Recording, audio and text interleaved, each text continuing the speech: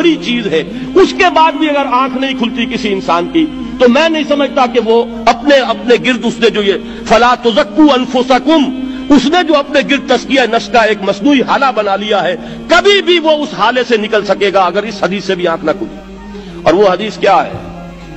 मौलाना अशरफ अली थानवी ने उसको अपने जो खुतबात जुमा है उनमें नकल किया है, बैहक़ी की रिवायत है।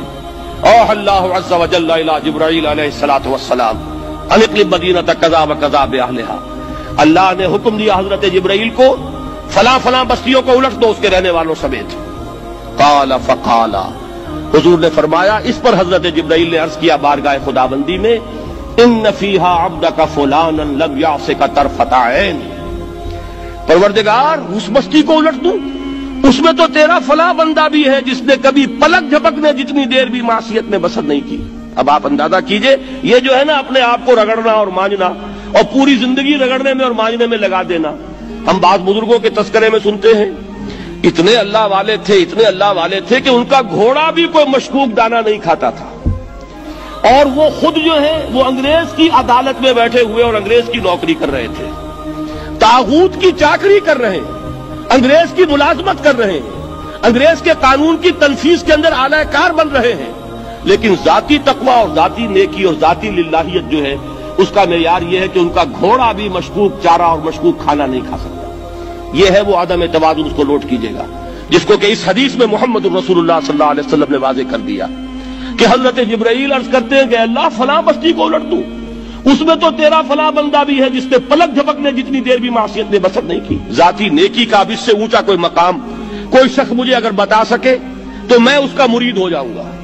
इससे ऊंचा कोई मकाम होगा कि आंख झपकने जितनी देर भी किसी ने मासियत में बसर नहीं की, जाती नेकी की मेराज। लेकिन हुक्म क्या हुआ बारगाह खुदाबंदी से? क़ाला फ़क़ाला, हुजूर ने फरमाया, अल्लाह ताला ने हुक्म दिया जिब्राईल को, इक़लिब अलैहि व अलैहि, उल्टो इस बस्ती को, पहले उस बदबख्त पर फिर दूसरों पर। क्यों? फ़इन्न वजहहु लम यतमअर फ़ी साअतन क़त, इसलिए कि इसका चेहरा कभी मेरी गैरत में सुर्ख नहीं हुआ, उस चेहरे का रंग नहीं बदला। बेगैरत इंसान, बदियां फैलती रहीं, मेरे दीन को रौंदा जाता रहा, मेरी शरीयत की धज्जियां बिगड़ती रहीं,